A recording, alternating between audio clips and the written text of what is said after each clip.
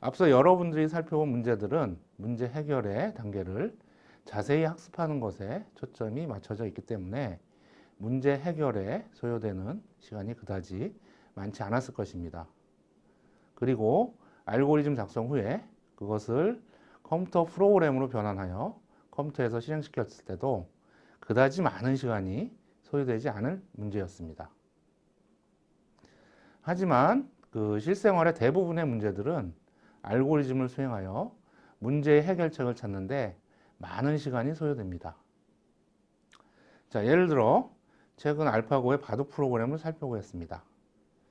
바둑에 나타나는 경우의 수 중에 이길 수 있는 확률이 가장 높은 곳에 다음 수를 두면 거의 이길 가능성이 높겠죠. 하지만 바둑에 나타나는 모든 경우의 수는 우리가 상상하지 못할 정도로 엄청나게 많습니다. 실제로 바둑판에 바둑돌을 놓을 수 있는 가짓수는 361 팩토리얼로 손으로 계산하는 것이 거의 불가능할 정도로 아주 큰 숫자입니다. 자, 이렇게 모든 경우의 수를 하나하나 계산한다고 상상해 봅시다. 아마도 시간이 많이 소요될 것이며 심지어는 수일 혹은 몇 달이 소요될 수도 있습니다. 그러면 이러한 경우 그냥 문제의 결과가 나올 때까지 수일 혹은 몇 달을 기다려야 할까요? 그 답은 아닐 것입니다. 왜냐하면 이것을 해결할 수 있는 방법들이 존재하기 때문입니다. 자, 그런 방법 중에 첫 번째 방법은 알고리즘을 변경하는 것입니다. 자, 예를 들어 알고리즘 내부에서 10번의 덧셈을 해야 하는 것을 3번을 줄여서 7번의 덧셈 연산으로 줄였다고 해봅시다. 그러면 이제 전체 계산량이 줄어들고 이로 인해 연산 시간을 줄일 수 있는 것입니다. 즉, 문제 해결의 절차를 간소화시키는 방법입니다. 자, 두 번째 방법은 속도가 아주 빠른 컴퓨터를 이용하는 것입니다. 속도가 빠른 컴퓨터라는 것은 컴퓨터 내에 장착된 중앙처리 장치, 즉 CPU의 연상 속도가 빠르다는 것을 의미합니다. 예를 들어 중앙처리 장치가 한 번 덧셈하는데 소요되는 시간이 10초라고 했을 때 훨씬 성능이 우수한 중앙처리 장치를 가진 컴퓨터를 활용하여 그 시간을 5초로 줄였다고 한다면 그만큼 결과를 빠른 시간 내에 얻을 수 있다는 것을 의미합니다. 지금 이야기한 방법은 컴퓨터 하드웨어, 즉 기계의 성능을 개선하는 것입니다. 세 번째 방법은 한 사람이 일을 처리하는 것이 아니라 여러 사람이 동시에 일을 처리하는 방식입니다. 당연히 한 사람이 처리할 일을 여러 사람이 동시에 일을 처리한다면 일을 처리하는 사람이 많으면 많을수록 그 일이 더 빨리 끝날 수 있겠죠. 이러한 원리를 컴퓨터의 계산 방식에 적용한 것이 바로 이번 차시의 주제인 병렬 처리입니다. 영어로는 Parallel Processing이라고 부릅니다. 자, 그럼 이제부터는 이번 차시의 주제인 병렬 처리에 대해서 좀 더 자세히 살펴보도록 하겠습니다. 병렬 처리의 정의를 살펴보면 여러 개의 작업을 동시에 실행해서 효율을 높이는 기술입니다. 우리의 일상생활 속에서도 병렬 처리의 신뢰는 많이 있습니다. 예를 들어 보면 여러분들이 요리를 할 때 가스레인지에서 찌개를 끓이면서도 동시에 전기밥솥을 통해 밥을 지을 수 있습니다. 또한 세탁기에서 옷을 세탁하면서 동시에 청소기가 청소를 합니다. 또한 여러분들이 공원에서 음악을 들으면서 조깅을 할 수 있겠죠. 자, 컴퓨터에서도 병렬 처리 방식을 통해 일을 처리를 할 수 있습니다. 우리는 인터넷을 통해 파일을 다운로드 받으면서 동시에 문서를 편집할 수 있고요. 또한 프린터로 인쇄를 하면서도 동시에 컴퓨터 게임을 수행할 수 있습니다. 컴퓨터에서 중앙 처리 장치는 원래는 한순간에 하나의 일밖에 처리를 못합니다. 그럼에도 불구하고 우리는 컴퓨터에서 수많은 프로그램이 동시에 수행하는 것처럼 인식합니다. 워드로 문서를 편집하면서 영화도 나오고 심지어 한쪽에서는 게임도 할 수 있습니다. 이 모든 것들이 사실은 한순간에는 하나의 일만은 하는 것입니다. 그런데 동시에 일을 처리하는 것처럼 보이는 이유는 무엇일까요? 그 이유는 중앙처리장치가 작업할 시간을 분할해서 서로 돌아가면서 일을 공평하게 처리해서 여러 작업이 동시에 처리되는 것처럼 보이기 때문입니다. 최근에는 중앙처리장치에 여러 개의 코어를 넣어서 코어의 수만큼 동시에 일을 독립적으로 처리하도록 하는 기술이 탄생하였습니다. 여기서 코어라고 하는 것은 중앙처리장치에 내장된 연산 처리기를 의미하는데요. 그 각각의 코어가 하나의 일을 처리하는 것입니다. 만일 코어가 두 개이면 한순간에 두 개의 일을 동시에 처리할 수 있는 것이 되고요. 네 개이면 한순간에 네 개의 일을 동시에 처리하는 것입니다. 여기서 두 개의 코어를 가진 중앙처리장치를 듀얼 코어 중앙처리장치라 하고 네 개의 코어를 가진 중앙처리장치를 쿼드 코어 중앙처리장치라고 합니다. 8개의 코어를 가진다면 옥타 코어 중앙처리장치라고 합니다. 중앙처리장치에 여러 개의 코어를 사용해서 성능을 높여주는 기술이 바로 병렬 처리 기술 중에 하나의 방법입니다. 즉 하나의 코어가 일을 처리하는 사람이라고 생각을 한다면 코어의 수가 많으면 많을수록, 즉 일을 처리해 줄 사람이 많으면 많을수록 그만큼 전체 작업을 끝내는 시간이 빨라진다는 이야기입니다. 병렬 처리의 예로서 고속도로를 살펴봅시다. 듀얼 코어를 2차선 고속도로로 비유하고 쿼드 코어를 4차선 고속도로라고 생각할 수 있습니다. 당연히 2차선보다는 4차선이 4개의 자동차가 동시에 지나갈 수 있기 때문에 한순간에 더 많은 자동차가 지나갈 수 있겠죠. 여기서 코어의 수를 차선으로, 자동차를 1로 비유한다면 고속도로에서 차선의 개수로 연상되는 코어의 수가 많으면 많을수록 더 많은 일을 동시에 처리할 수 있는 것입니다. 일반적으로 컴퓨터의 모든 작업은 순차 처리 방식에 기반을 두고 있습니다. 즉, 한순간에 하나의 작업을 처리하는 방식입니다. 다시 말해서 순차 처리는 복수의 작업이 있더라도 그것을 순서대로 하나씩 처리하는 것입니다. 그래서 어떤 문제가 주어지면 순차 처리 방식은 다음과 같은 과정으로 작업을 수행을 합니다. 첫 번째, 문제를 개별적인 단위 작업으로 분할을 합니다. 두 번째, 단위 작업을 하나의 처리기에 할당을 합니다. 세 번째, 할당된 작업을 처리기에서 수행합니다. 자, 그림에서 보시는 바와 같이 문제를 여러 개의 단위 작업으로 분할하고 그 단위 작업을 처리기에 할당하여 실행하는 구조입니다. 그래서 단위 작업이 순차적으로 하나하나씩 수행되는 구조입니다.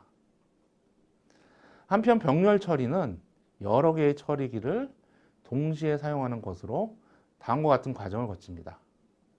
첫 번째, 문제 자체를 동시에 수행하여 해결할 수 있는 여러 개의 부분 문제로 나눕니다. 두 번째, 각 부분 문제를 여러 개의 단위 작업으로 쪼갭니다. 세 번째, 각 부분 문제의 단위 작업을 서로 다른 처리기에 동시에 할당을 합니다. 그리고 네 번째는 각 처리기에서는 할당받은 단위 작업을 실행함으로써 여러 개의 단위 작업이 동시에 실행됩니다. 자, 그림에 보시는 바와 같이 일단 문제를 여러 개의 부분 문제로 나누고 각 부분 문제는 마치 순차 처리 방식을 통해 각 처리기에 할당하여 실행하는 것처럼 수행을 합니다. 그래서 여러 개의 단위 작업이 동시에 수행되는 것입니다. 그러면 병렬 처리 방식을 문제 해결에 활용하는 이유는 무엇일까요? 그 해답은 문제 해결을 위해 소요되는 시간을 줄여줌으로써 더 빠른 시간 내에 우리가 원하는 결과를 얻기 위해서입니다. 일반적으로 더 많은 자원을 투입하면 당연히 작업을 빨리 종료할 수 있겠죠. 두 번째는 복잡한 거대 문제를 해결하기 위해서입니다. 우리 실생활의 대다수의 문제들은 하나의 컴퓨터에서 해결하기에 너무나 크고 복잡한 것이 일반적입니다. 특히 문제 자체가 커서 하나의 컴퓨터의 메모리나 하드디스크에 수행하기에 부족할 수도 있습니다. 그래서 이런 복잡한 문제를 쪼개서 여러 대의 컴퓨터나 처리기에서 동시에 수행시킨다면 하나의 컴퓨터나 처리기에서 자원 부족으로 인해서 해결되지 않은 경우를 완화시킬 수 있습니다. 다음으로 병렬 처리의 활용 분야에 대해서 살펴보도록 하겠습니다. 기본적으로 병렬 처리는 과학 및 공학 등 다양한 분야에서 거대하고 복잡한 문제를 해결하는 데 사용되어져 왔습니다.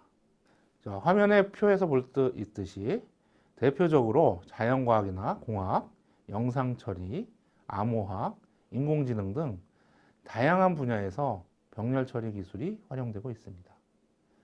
자연과학 분야에서는 기상기후의 날씨 예측, 천문학의 우주천체 연구, 생명과학의 바이오인포메틱스, 화학의 분자 모델링 등 복잡하고 거대한 문제 해결을 위해 활용되어져 왔습니다. 공학 분야에서는 몬테카를로 시뮬레이션, 유전자 알고리즘 시뮬레이션, 전산 육체 역학 시뮬레이션, 회로 설계 최적화 등에서 요구되는 복잡한 계산을 병렬 처리 기술을 적용하여 해결하고 있습니다. 영상 처리 분야에서는 3D 이미지 렌더링, 암호학 수학 분야에서는 거대 소수 잡기 등 다양한 분야에서 병렬 처리 기술이 또한 활용되고 있습니다. 더욱이 최근에 인공지능 분야에서는 딥러닝 등의 학습 알고리즘에서 복잡하고 거대한 계산을 보다 빠르게 처리하기 위해서 이런 병렬 처리 기술이 활용되고 있습니다. 게다가 인공지능 전용의 중앙 처리 장치나 병렬 처리에 특화된 그래픽 처리 장치, 즉 GPU 등이 출시되어 인공지능 연구의 활성화에 큰 도움을 주고 있습니다. 자, 앞서 병렬 처리 기술이 다양한 분야에 적용되어 왔다고 하였습니다. 그런데 실생활의 모든 문제에 병렬 처리 기술이 전부 활용되는 것은 아닙니다. 그 이유는 문제 자체가 너무 복잡해서 부분 문제로 나눌 수 없는 문제들이 존재하기 때문입니다. 이런 문제들은 단위 작업마다 서로 간에 의존성이 존재하여 문제 자체가 깔끔하게 나누어질 수 없기 때문입니다. 자, 예를 들어서 영상 처리의 경우 각 영역별로 서로 독립적으로 작업이 수행된다면 병렬 처리 적용이 가능하지만 어떤 영역이 다른 영역의 계산 결과를 고려하여 수행해야 한다면 서로 간의 의존성이 존재하게 되고 한순간에 여러 영역이 독립적으로 처리될 수 없습니다. 그렇기 때문에 이제 병렬 처리 자체가 복잡해집니다. 더욱이 의존성이 높으면 높을수록 병렬 처리는 더욱더 불가능해집니다. 자, 반면에 벽에 이제 하나의 색깔로 색을 칠하는 문제를 한번 살펴봅시다. 이 문제는 벽을 여러 영역으로 나누고 서로 다른 사람이 동일한 색깔로 각 영역을 색칠한다면 사람 간의 일이 서로 간의 의존성이 없기 때문에 독립적으로 색칠을 할 수 있습니다. 그래서 이제 병렬 처리가 가능하게 되겠죠. 자, 그러면 병렬 처리가 가능한 문제는 어떤 조건을 갖고 있어야 할까요? 앞서 설명하였듯이 병렬 처리는 하나의 거대 문제를 부분 문제로 나누고 각 부분 문제가 단위 작업들로 또한 나눠져서 이들 단위 작업들이 동시에 처리되는 방식입니다. 병렬 처리가 쉽게 되는 문제들은 주로 상호 간에 의존성이 없이 깔끔하게 단위 작업으로 분할될 수 있는 문제들입니다. 예를 들어 분자 모델링의 경우 수천 수백 개의 분자가 특정 하나의 물질과 반응하는 정도를 컴퓨터로 계산하는 것입니다. 수천 수백 개의 분자 각각에 대해서 이 물질과 반응 정도를 개별적으로 계산하게 된다면 분자 각각의 계산이 다른 분자의 계산에 영향을 끼치지 않기 때문에 병렬화가 쉽게 되는 문제로 볼 수 있습니다. 그러나 다음 문제는 병렬 처리가 불가능한 문제로 볼 수 있습니다. 화면에서 볼 수 있듯이 n 팩토리얼 계산을 살펴봅시다. n 팩토리얼은 n 곱하기 n-1 팩토리얼로 볼 수 있는데요. 그래서 n 팩토리얼을 계산하기 위해서는 먼저 n-1 팩토리얼을 계산해야 되기 때문에 병렬 처리가 어렵습니다. 즉, n 팩토리얼을 구하기 위해서는 n-1 팩토리얼의 결과를 활용해야 하는 의존성이 존재하는 것입니다. 자, 이러한 의존성이 존재하면 병렬 처리가 힘듭니다. 자, 이제까지 병렬 처리에 대한 기본 개념들에 대해서 살펴봤습니다. 자, 이제부터는 앞서 살펴본 병렬 처리 방식과 다른 방식의 처리 방식을 살펴보도록 하겠습니다.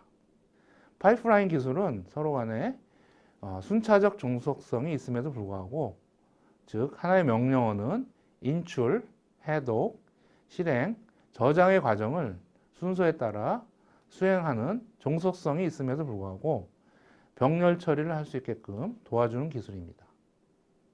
그렇다고 해서 완전한 병렬 처리는 아니지만 전체 작업 시간을 줄일 수 있는 기술입니다. 자, 파이프라인의 실생활의 예로서 자동차 조립 생산 라인을 들 수 있습니다. 자, 어떤 자동차 공장에서 자동차를 대량으로 만들어 달라는 주문이 들어왔다고 가정해 봅시다.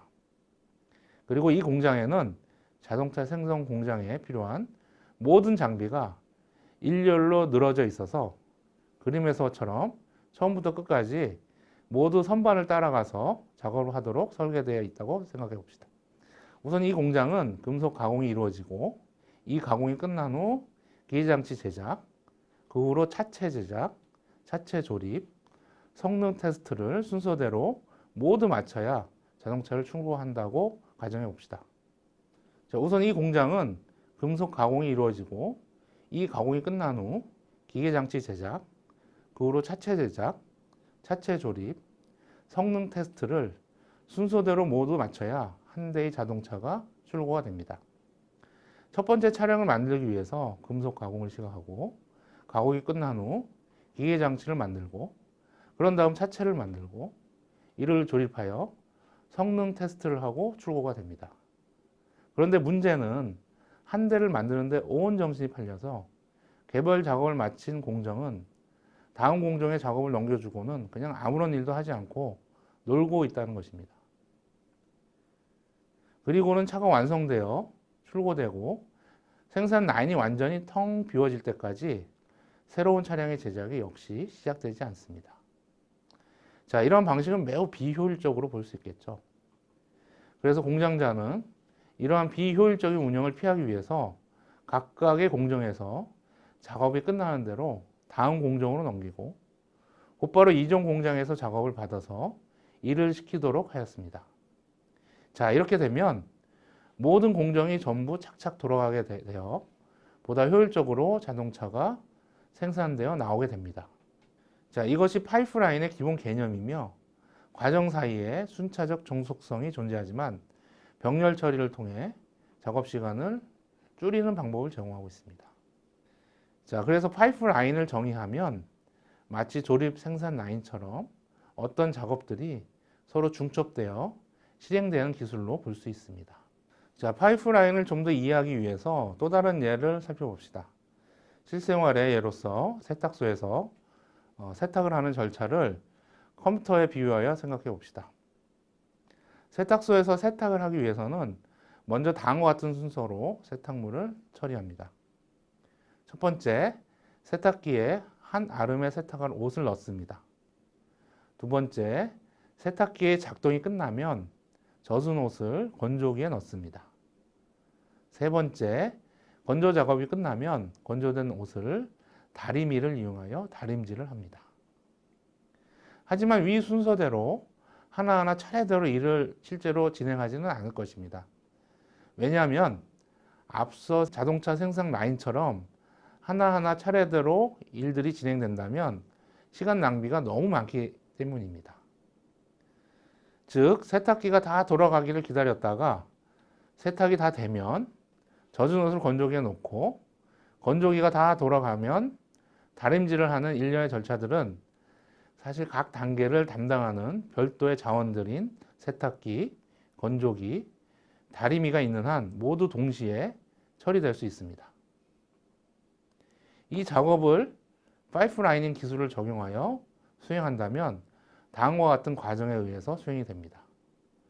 자, 첫 번째 빨래가 다 돌아가면 건조기에 빨래를 넣고 다시 세탁기에 다른 옷을 집어넣을 수 있습니다. 두 번째, 건조기와 세탁기가 다 돌아가면 건조된 옷을 다림질 탁자에 올려놓고 세탁된 빨래를 건조기에 넣고 또한 이제 새로운 빨래를 세탁기에 넣습니다. 세 번째, 다림질이 다 되면 건조기에 건조된 옷을 다림질 탁자에 올려놓고 세탁기에서 세탁된 옷을 건조기에 넣고 새로운 빨래를 세탁기에 넣습니다. 자, 이와 같이 동시에 처리 가능한 일들을 동시에 처리함으로써 작업 처리량을 올리는 것이 파이프라이닝 기술의 목적입니다. 이 경우 중요한 점은 각 단계를 수행하는 속도가 빨라지지는 않는다는 것입니다. 모든 단계는 원래의 동작 속도대로 일을 해 나가지만 병렬적으로 일을 처리함으로써 유효시간을 없애고 그럼으로써 전체 작업 처리량을 올려서 많은 작업을 빠른 시간 내에 처리할 수 있도록 하는 것입니다. 파이프라이닝 과정에서 알 수 있듯이 할 일이 충분히 많다면 파이프라이닝에 의한 속도 향상은 파이프라인의 단계 수와 같습니다. 세탁에 의해서는 세탁, 건조, 다림질이 3단계로 파이프라인이 진행되기 때문에 3배의 빠른 시간에 작업을 처리하는 것이 가능하고 작업 처리량은 약 3배 정도 증가하게 됩니다. 만약에 그림과 같이 세탁 50분, 건조 40분, 다림질에 30분이 걸린다고 해봅시다.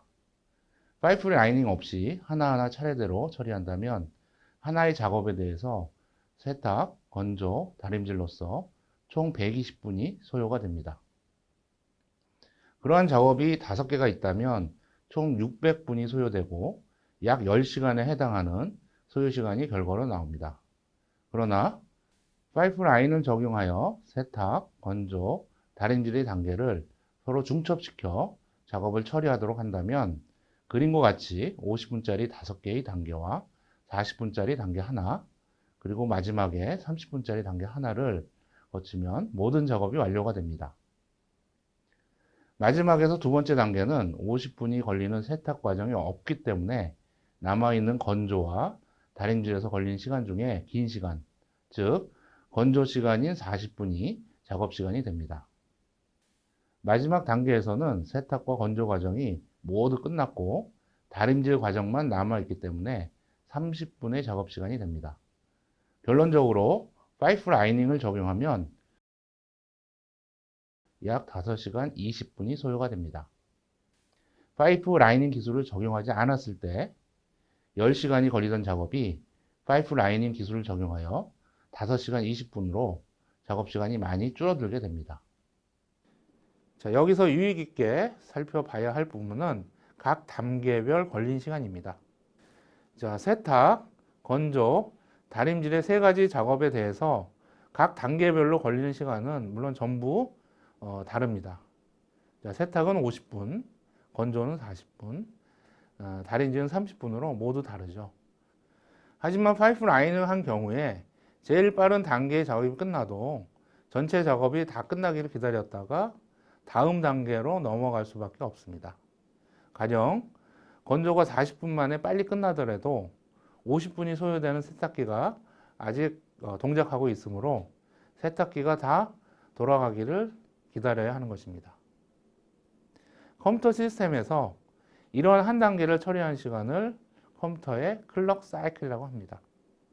파이프라이닝에서 클럭 사이클은 전체 단계 중 가장 시간이 오래 걸리는 것으로 기준을 합니다. 이처럼 이상적으로 파이프라이닝에서 속도 향상은 파이프의 단계 수와 거의 같아야 하지만 이와 같은 문제로 인하여 속도 향상률은 단계 수보다는 조금 적을 수 있습니다. 자, 이제까지 병렬 처리 방식 중에 하나인 파이프라이닝 기술에 대해서 알아보았습니다. 이제부터는 병렬 처리 기술을 활용한 실제 컴퓨터 시스템에 대해서 살펴보겠습니다. 병렬 처리 기술을 적용한 대표적 컴퓨터 시스템으로 슈퍼컴퓨터가 있습니다. 자, 일반적으로 슈퍼컴퓨터라 하면 일반 사람 대다수는 세계에서 가장 빠른 컴퓨터로 인식을 합니다.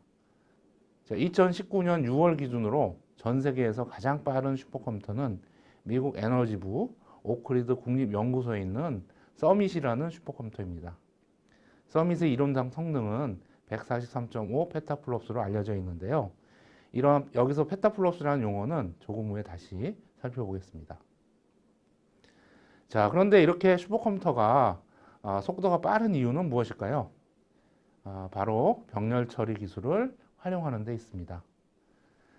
중앙 처리 장치에 해당하는 CPU를 하나 두는 것이 아니라 수백, 수천 개를 두고 이것을 서로 연결해서 동시에 작업을 처리하도록 하는 것입니다. 앞서 살펴본 서밋의 경우는 228만 2544개의 IBM 파워 9 코어와 209만 엔비디아 볼타 GV100 코어를 사용하고 있습니다. 자, 여기서 IBM 파워 9은 중앙 처리 장치를 의미하고요. 엔비디아 볼타 GV100은 그래픽 처리 장치인 GPU를 의미합니다. 자, 따라서 서밋은 병렬 처리 기술을 활용하여 동시에 약 400만 단위 작업 이상을 수행할 수 있음을 의미합니다. 자, 이것은 대략 PC 400만 대가 서로 묶여져 있다고 보면 됩니다. 자, 이렇듯 워낙 많은 수의 코어를 동시에 활용하다 보니 처리 속도가 당연히 빨라지는 것입니다. 자, 그러면 우리나라의 경우는 어떨까요? 2019년 6월에 발표된 전 세계 슈퍼컴퓨터의 순위를 살펴보면 우리나라는 한국과학기술정보연구원 국가슈퍼컴퓨팅센터가 보유하고 있는 누리온이라는 슈퍼컴퓨터가 전 세계 슈퍼컴퓨터 순위로 15위를 차지하고 있습니다. 그리고 기상청에 있는 누리와 밀이라는 기상 예측용 슈퍼컴퓨터가 있는데요. 이들이 각각 99위와 100위를 기록하고 있습니다. 자, 이렇게 속도가 빠른 슈퍼컴퓨터는 일반적으로 계산량이 많이 필요로 하는 문제 해결에 주로 사용되고 있습니다. 날씨 예측이나 기후 시뮬레이션, 복잡한 수학 문제 해결, 우주 발사체 탄도 시뮬레이션, 핵실험 시뮬레이션, 유전체 분석 시뮬레이션 등 복잡하고 어려운 과학적 난제를 해결하는데 주로 활용되고 있습니다.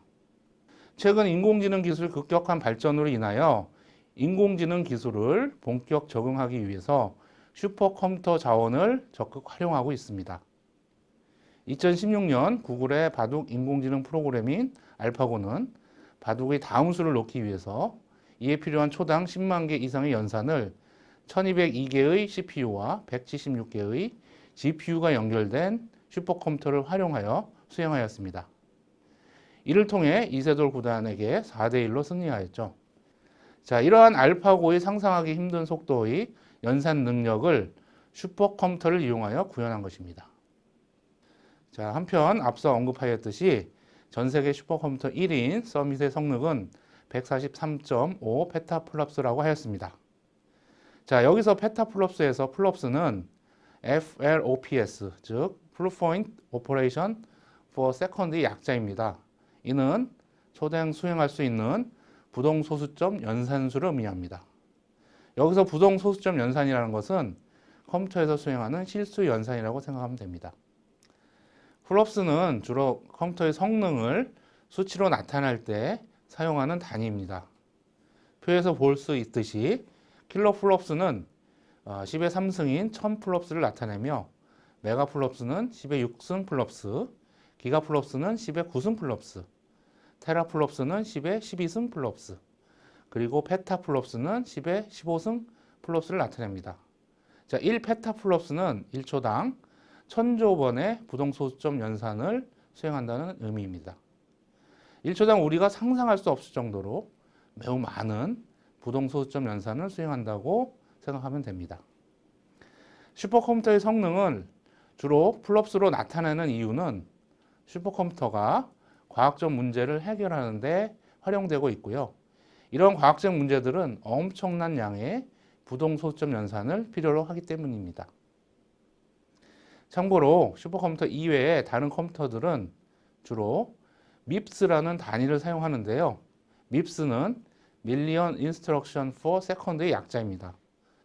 이는 초당 100만 개 단위 명령어를 몇 개 수행하는지를 나타내는 단위입니다. 최근 전 세계 슈퍼컴퓨터에서 특이할 만한 점은 연산 및 계산 역할을 하는 중앙 처리 장치만을 두는 것이 아니라 그래픽 처리 장치인 GPU를 함께 사용한다는 점입니다. 두 장치 모두 동시에 여러 작업을 수행할 수 있는 병렬 처리의 구현을 위해 없어서는 안 될 장치입니다. 그러면 CPU와 GPU의 역할은 서로 비슷하지만 어떻게 다른지 한번 살펴보도록 합시다. CPU는 디지털 컴퓨터가 탄생할 때부터 사용하던 고전적 스타일의 연산 장치입니다. 주로 순차적인 직렬 처리에 특화된 연산 장치입니다. 즉, 여러 작업이 있더라도 하나씩 차례대로 연산을 수행하는 구조입니다. 그러다가 여러 개의 코어를 하나의 CPU에 넣어두어 병렬 처리 연산이 가능하게 되었습니다. 반면 GPU는 컴퓨터 디스플레이에 그래픽 처리를 위해 고안된 장치입니다. 빠른 그래픽 처리를 위해 GPU 내 수백에서 수천 개의 작은 코어들로 이루어져 있습니다. 최근에는 수백 수천 개의 코어가 그래픽 처리 연산에만 사용되는 것이 아니라 CPU에서 하던 단순 연산을 받아서 처리해 줄 수 있을 정도로 기술이 발전하였습니다. 자, 그래서 코어 수가 많은 GPU에서의 개선 처리가 병렬 처리를 위해서 좀 더 적극적으로 활용되고 있는데요. CPU보다 훨씬 많은 수의 코어 덕분에 병렬 처리 측면에서 GPU가 CPU보다 훨씬 더 선호되고 있습니다. 자, 그림에서 볼 수 있듯이 CPU는 순차 처리를 위한 코어가 여러 개로 구성되어 있지만 GPU는 다수의 작업을 동시에 처리할 수 있는 수백 혹은 수천 개의 코어들로 구성되어 있습니다. 자, 한편 병렬 처리 방식의 또 다른 컴퓨팅 모델로 분산 컴퓨팅이 있습니다. 분산 컴퓨팅이라는 것은 네트워크에 연결된 다수의 컴퓨팅 처리 능력을 거대 문제 해결에 사용하는 컴퓨팅 모델을 의미합니다. 분산 컴퓨팅의 일종으로 그리드 컴퓨팅이 2000년대 초반부터 연구되고 구축되기 시작하였는데요. 그리드 컴퓨팅은 지리적으로 분산되어 있는 슈퍼컴퓨터들을 초고속 네트워크망으로 묶어서 하나의 가상의 초대형 컴퓨팅 공간을 구성한다는 의미에서 탄생하였습니다. 그래서 그리드 컴퓨팅은 슈퍼컴퓨터의 연산 능력을 뛰어넘는 초대형 과학 문제를 해결하는 데 주로 활용되었습니다. 한편 전 세계적으로 분산된 슈퍼컴퓨터를 묶는 것이 아니라 전 세계에 산재된 개인용 컴퓨터인 PC 자원을 하나로 묶어 가상 컴퓨팅 공간을 만들어주는 PC 그리드 컴퓨팅 기술이 탄생하였습니다. PC 그리드 컴퓨팅 기술은 PC가 유 상태일 때, 즉 아무런 작업을 하고 있지 않을 때 작업 서버로부터 인터넷을 통해 작업을 다운로드 받고 그 계산을 수행한 후에 다시 계산 결과를 서버로 반환해주는 구조로 작업을 처리합니다. PC 그리드 컴퓨팅의 대표적인 예로는 세티 애톰 프로젝트가 있습니다. 자, 여기서 세티는 Search for Extra Terrestrial Intelligence의 약자입니다. 세티 애톰 프로젝트는 분산 컴퓨팅 기술을 활용하여 인터넷에 연결된 PC들을 이용해서 외계의 지적 생명체를 탐구하는 프로젝트로서 미국의 캘리포니아 대학교 버클리에서 1999년 5월 17일 일반에 공개되었으며 전파 망원경에서 수집된 신호가 외계의 지적 생명체가 보낸 신호인지의 여부를 인터넷에 연결된 PC들로 계산하도록 하는 구조입니다. 자, 이외에도 PC 그리드 컴퓨팅은 신약 개발을 위한 단백질 접힌 계산, 지진 시뮬레이션, 기후 예측 등 다양한 분야에 활용되었습니다. 한편 최근에는 그리드 컴퓨팅 기술을 뛰어넘는 클라우드 컴퓨팅 기술이 탄생하였습니다. 클라우드 컴퓨팅은 인터넷 기술을 활용하여 가상화된 IT 자원을 서비스로 제공하는 컴퓨팅 기술입니다. 사용자는 이런 IT 자원을 필요한 만큼 빌려서 사용하고 사용량만큼 비용을 지불하는 구조입니다. 주로 빅데이터 처리에 필요한 자원을 활용하기 위해 클라우드 컴퓨팅 기술을 사용하고 있습니다. 자, 이번 차시의 영상에서는 병렬화, 즉 병렬 처리 기술에 대해서 살펴보았습니다.